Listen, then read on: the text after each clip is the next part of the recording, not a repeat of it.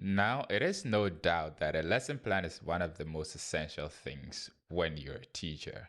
When you need to teach something, you need to make a plan. You need to write down some things that you're going to use during your lesson. So, we all know what a lesson plan is supposed to do for you. A lesson plan is supposed to make sure you have a set of goals going into your lesson. And then also, when you come out of your lesson, you know what to look on in order to know whether you achieved what you're supposed to do during your lesson. It's basically these things. Besides the fact that your school leaders or whoever would put a lot of pressure on you to write this, but the main thing is for you yourself. And if you're a teacher, this is something that you need. So I'm guessing usually we all have a book that we use for the semester. Our school has a book, or personally, we have a book that we choose to use for teaching our kids. And usually I make a plan for the week. Okay, you can see, so this is week 1. And week 1 is going to cover from February 20th to February 24th. And the reference is actually the book from which I'm taking this particular lesson and the particular unit and week that this lesson plan is supposed to address.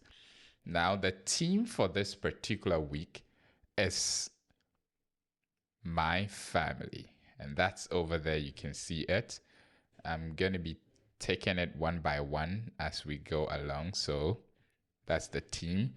And this is supposed to be a summary of what we're supposed to learn for the week. So the summary for the week, learners learn about vocabulary in the home setting. They also learn corresponding dialogues. So that's what we are supposed to do for this particular week. Now, the week, obviously, in my school, in every day of the week, our bilingual class has an English lesson. So Monday, Tuesday, Wednesday, Thursday, Friday. And therefore, this is my lesson for Monday, my lesson for Tuesday, Thursday, Friday, Monday, Tuesday, Wednesday, Thursday, and Friday.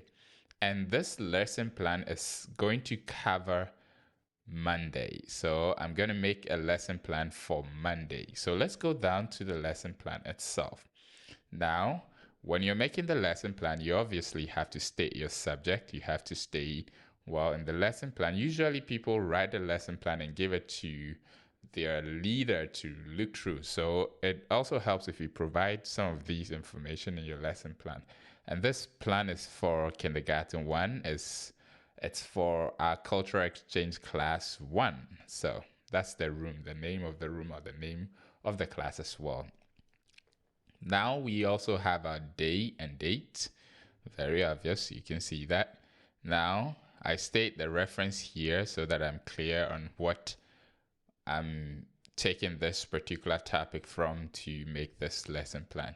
So also we have a lesson title, which is my family. Okay.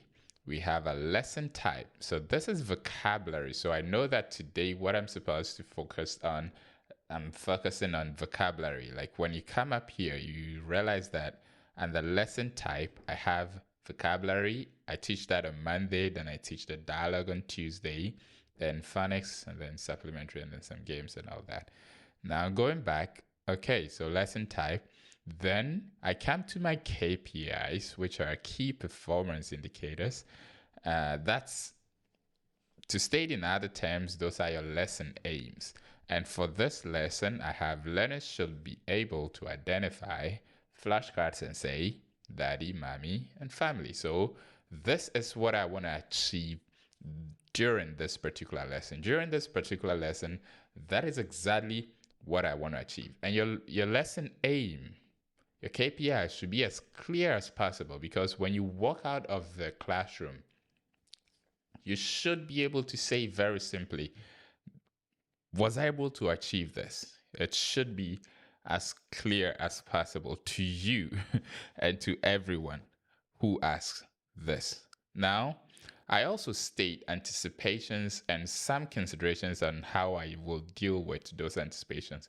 So, for example, some people will say possible difficulties or some of the problems you might encounter during teaching this particular topic. So, for example, number 1, students might have a problem or difficulty saying family. And after teaching this in the past, I do realize that sometimes the kids have a difficulty being able to say this particular word. So I've stated it there.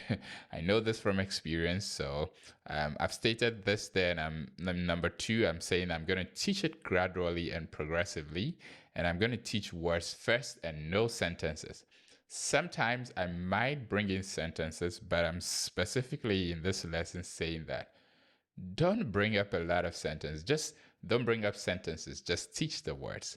Now, number three, I'm going to pay attention to pronunciation of words. So while playing my games and during my activities, I'm going to pay particular attention to these. Now, the next is resources. And under resources, I usually use flashcards. My school has a courseware, which I'm going to use. And I'm going to use a Rain, Rain, Go Away song by Super Simple.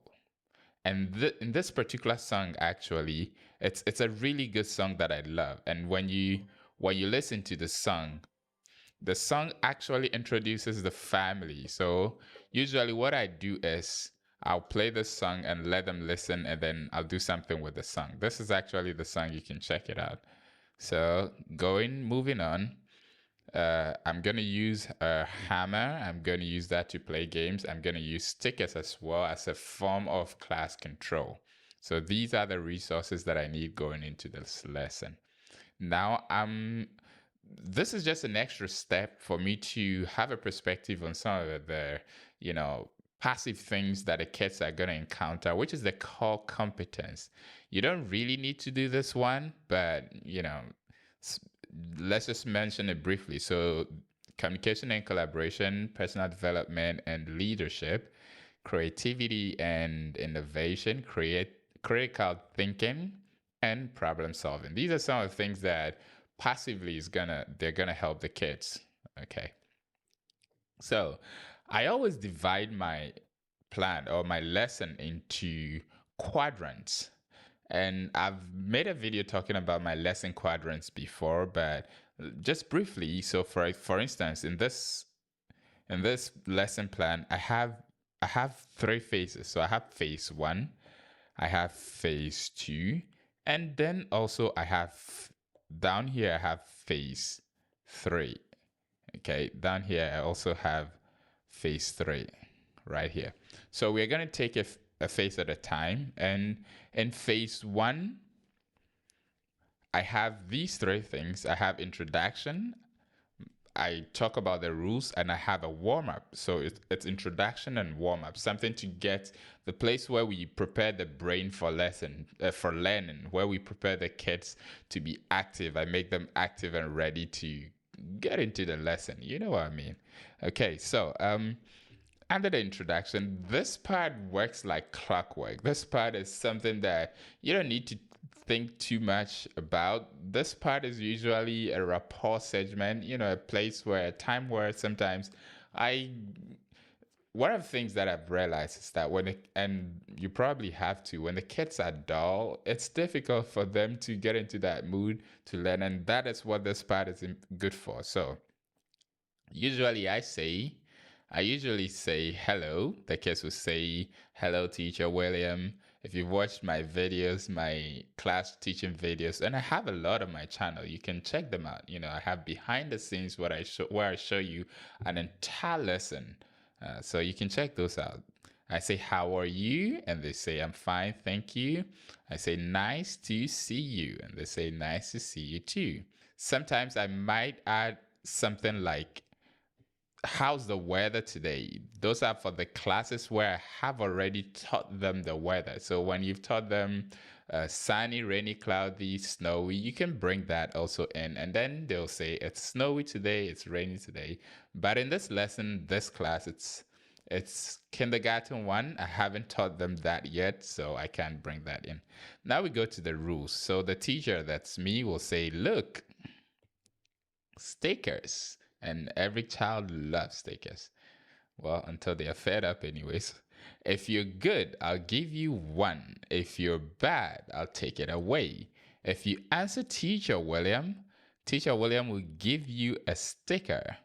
Then I'll place a chair in the corner. Whoever is bad, and then I'll tell them, whoever is bad will sit on this chair. Do we agree? Usually, I've realized that one of the things that is really good when you are teaching with kids, when you're teaching kids, is to sometimes come to a form of agreement with them. So instead of saying that, saying the form of punishment that I'll put you on the chair in the corner, let them know, let them understand that, okay, hey, you and me, we are agreeing, right? This is lesson time. So if you don't do what Teacher William is saying, do we agree that I can let you sit on that chair over there? And when they say okay, and then the punishment time comes, they already know what they agreed to. So it makes things easier. Now we get to warm up. Now I'm going to say, let's sing and because I've taught them already, they'll respond song.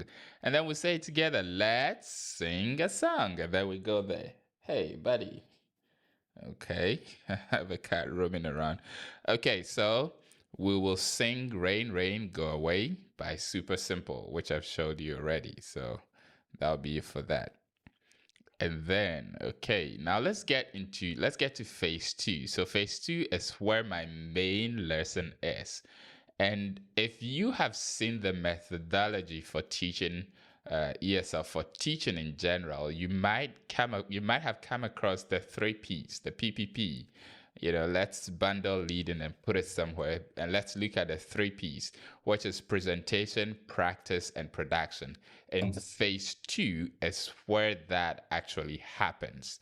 So sometimes let's just talk about the 3Ps for now. Sometimes I have a review segment, but in this lesson, I'm not going to do a review. So I'll just put review aside and let's talk about the 3Ps. So P1 is presentation, where you're going to let the children discover the word and also teach them what it is. P2 is practice, where you're going to get them to repeat the word, say it a couple of times, have an interaction with the word.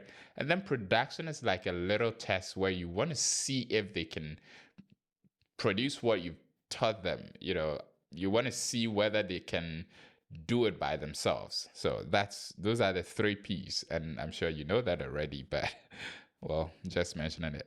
Now, looking at word 1, I'm going to break down all the words. So just a little tip, okay? So for instance, if you're teaching one word, you're going to have to do P1, P2, P3 for that one word. If you're teaching 2 words, you're going to have to do P1, P2 for one word, do P1, P2 for the second word, and then you put them together. And then you're going to practice the two words together. And then you're going to have to do production finally for the 2 words. Okay, now moving on. So I'll pick word number 1 in my plan. I'll actually leave this plan.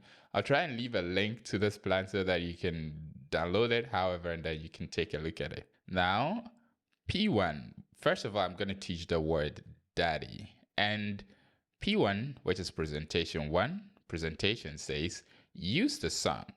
Pause at daddy. Ask the students, who's this? And allow them to guess. So what I do is this. I usually play the song. And when it gets here, like that, then I'll pause the song. And then I'm going to ask them, who's this? And you find them trying to guess. You find them trying to say, usually they say it in the local dialect. So you get them guessing. And then at that point, you know that they've been able to identify what you're trying to teach them, although they don't know the word you're trying to teach yet. So at this point, then I'll come in, I'll show them the flashcard, and then I'll say, daddy. According to my anticipated issues, anticipations, I'm not going to do sentences, so I'm not going to say it's daddy, or I'm not going to do that yet. So according to my plan, I'm just going to say, oh, daddy, this is daddy. You know, just show the flashcard and say, okay, let's say daddy. And you need to know where to put the inflections in your voice so that the kids know which word is important in the sentence you just said. So let's say daddy, and they all know, and somehow magically they all say daddy. Now P2, which is practice, I'm going to let the kids tap the flashcard with one hand, and then they're going to say daddy. So I raise the flashcard like that. I think I should have some flashcards around. I'm going to let the kids tap the flashcard with one hand and say the word daddy. So flashcard like that. I'll actually put a video up so that you can see it. And they tap the word and say daddy. Now I put a little note over here, PS, to say that, okay, listen to their pronunciation and do an individual or collective correction if there's a pattern to the error. So what this means is usually you realize that where one child is having a difficulty with the word, another child might be having the same difficulty. And instead of continuing to correct every child one by one, when I go through a few kids, maybe 1, 2, 3, 4, and I notice the pattern, I'll step back again and I'll show them all the flashcards, and then I'll try and correct them all. So for instance, if I realize that the first child is saying daddy, yeah, the second child is saying daddy, yeah, then I realize that, okay, the tone they add at the end is the problem. Then I'll come back. Then I'll say, okay, let's say daddy, and I'll listen to all of them again. And then I'll say, it's not daddy, yeah, it's daddy. And I'll try and correct them together. So that's what this little PS is. Now, after playing this game with all the kids one by one and listening to them and correcting them, I'm going to put that card down, and then I'm going to pick up the second card, which is mommy. And then we're going to go over again. P1, presentation, you remember. Play the song, pause it, add mommy, ask the students, who's this? Allow them to guess, and show the flashcard and say mommy. Same thing, like clockwork. Then practice number 2, practice for the second word. Let the kids jump and head the flashcard. So it's a game where they jump. You've probably seen it. I'll put it up. And they'll use their head to head the flashcard. And then, while you hold it above them, now listen carefully to their pronunciation again. Now, this time, pay attention to safety, because I know this game, because they're jumping, sometimes when they stand in front of their chair, their legs are going to hit the chair, or during their landing, it might not be safe. So I'm saying that pay attention to safety as they jump. Bring them from their seat if it's unsafe. So for example, if it's not really convenient, I'll let the child come forward away from the seat, and then we'll do the game. We'll play the game. So these are little notes that I put in there so that I'm sure of what to do. Now, after these 2 words, as I said, I'm going to have to do practice, which is P2, for just these 2 words. After teaching one word, teaching the second word, you put those 2 words together. Even before the third word is going to come, I'm going to put these 2 together, and I'm going to practice these 2 words. So what I do is, okay, I'm going to say, show the flashcard one by one and let the kids say the word. So I'm going to raise, okay, what's this? And I bring the next. Okay, so show the flashcards one by one and let the kids say the word. So I'm going to bring 1, okay, 1. And then next, I'm going to squat. Go down, let them say it slowly. So I'll say father or daddy, daddy. And they'll also mimic it, they'll say daddy. And then, okay, and let the kids say the words one by one in a low voice. Then I'll stand up and raise the cards. And then I'll say it in a loud voice, and they all shout, daddy. So I'll do this for daddy a couple of times, and I'll do this for mommy a couple of times. And then that would be it. Now, the in-between, let the kids finish watching and singing along the song, Rain, Rain, Go Away. So this is just like a period where the in-between is like a period where I let the kids rest a little. And those who want to drink water, I let them go drink water. Those who want to go use the washroom, those who want to go pee, I just let them go. Then with word number 3, we continue. Now, this third word is family that I'm going to teach. Now, P1, you remember again, presentation. So I'm going to show a picture of a family. And I actually should have put that in my resources, a picture of a family. Okay, so let's go back down. Okay, and I'm gonna show a picture of a family, and then I'm gonna ask the kids, what can you see? Now, when I ask what can you see, because they're small, they might not understand what I mean by that. So I'm gonna let the class teacher actually say it in Chinese. 能看到什么? In Chinese, that's what it means. 能看见什么 or 能看到什么? You know, the class teacher is gonna make them aware of what Teacher William is asking them. It's best if I don't use the Chinese, but hey, sometimes I do. And now allow the kids to guess and then teach them to say family. So I'm going to teach them family. Okay, this is family. And, now we go to P2. P2, remember, is practice. Now we're going to play the clap game. I'm going to stretch out one hand, right hand, and I'm going to say fa. Okay. And then stretch out the left hand and say me. And then I'm going to clap the hands together and say lay. So we're going to say family. And then we're going to do that with we're going to do that gradually increase the tempo until it's a smooth word family. So we're going to family, family, family, family, and then it goes like that. So that's for this particular practice game. Now I'm going to put the three words together and I'm going to practice the three words. So I'm going to do P2 for the three words. Remember, you have taught two words. You have to practice two words. Then you teach three words. Then you have to practice three words as well. Don't forget that. So now for the three words together, I'm going to use the crossword. And the courseware has a picture of the words and it's the flashcards, form of flashcards on the TV and all that. So I'm going to let the kids repeat each word one by one. So I'll show the first one. We all say daddy. I'm going to show the second one. We all say mommy. I'll show the third one. We all say family. Now, there are a couple of games in the courseware. One is a fishing game.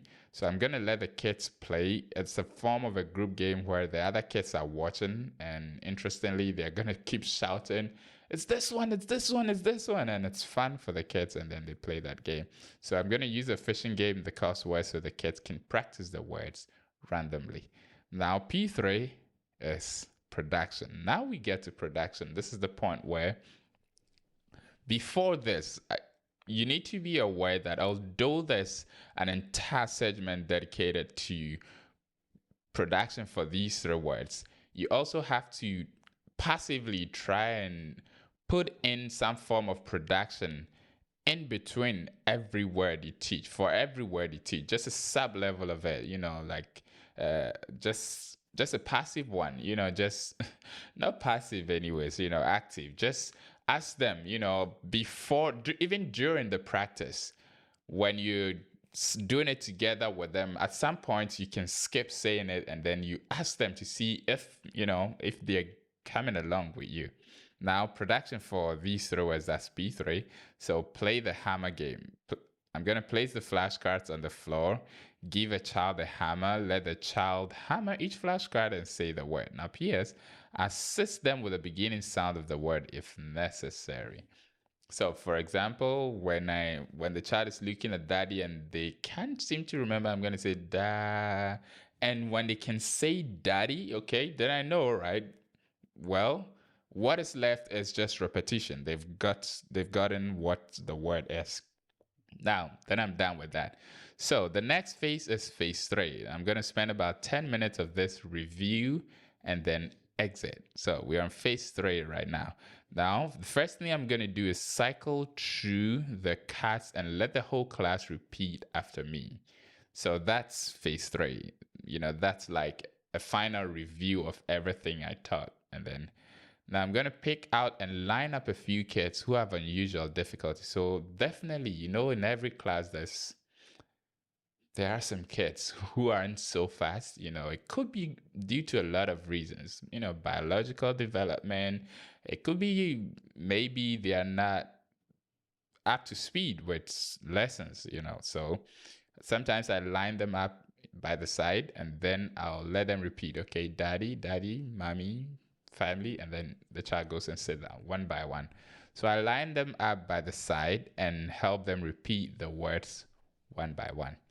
Then goodbye, that's closure. And then students say goodbye, teacher William. And then that's it. Now, post lesson, after I'm done with the lesson, I'm going to look at my KPIs and I'm going to say where my KPIs met. Where my KPIs met. If no, I'm going to state why. For example, if I wasn't able to teach family, I'm going to say because there wasn't enough time. If I wasn't able to play a game, I'm going to put it in there. For example, this game was too difficult. This helps for next time when you're going to teach the same level of kids or when you're going to prepare some kind of content for another time. So on a scale of 1 to 5, how was class control? If it was good, I'm going to say yes, so that I know I have a fair idea of what to do next time. On a scale of 1 to 5, how was support from the class teacher? That's also important for me. So the final one is activities. I usually record and send homework to the parents each and every day after the lesson. So I'm going to record the homework, with a portrait video with the flashcard, and then I'll send it to the parents. Now, secondly, communicate particular student performances and behavior with class teacher if necessary for correction and encouragement. So one thing I usually do, and I think this is really important because during my lesson, for example, if there was a kid that's not paying attention, I'm going to tell the class teacher to talk to the parent. If there's a kid who's lacking behind, I'm going to tell the teacher to talk to the parent, tell them to, this child, we are doing our best here, but if you want things to become better, you're going to have to help us. You're going to have to do some work as well at home. So that's it. And that is like the final page. And I'll do this for each and every lesson. So I'll do this for Monday, Tuesday, Wednesday, Thursday, and Friday. And I'm going to tell you the truth. I actually don't make a lesson plan for every lesson. Why? Because I teach at least 10 lessons each and every day. So if I'm going to make a lesson plan for every lesson, that means I'm going to make what? 10 times 5, 50 lesson plans for a week? Oh, no. No, boy. Okay, so, but usually I make a guidance lesson plan, especially for lessons that I haven't taught before. And at this point, I've taught lessons so many times that I can pick up and visualize a lesson at any time and just go teach it. Hey, disclaimer, you have to make a lesson plan because it's important, especially if your administration requires it. So this is what my lesson plans look like, so you can take whatever you could from it.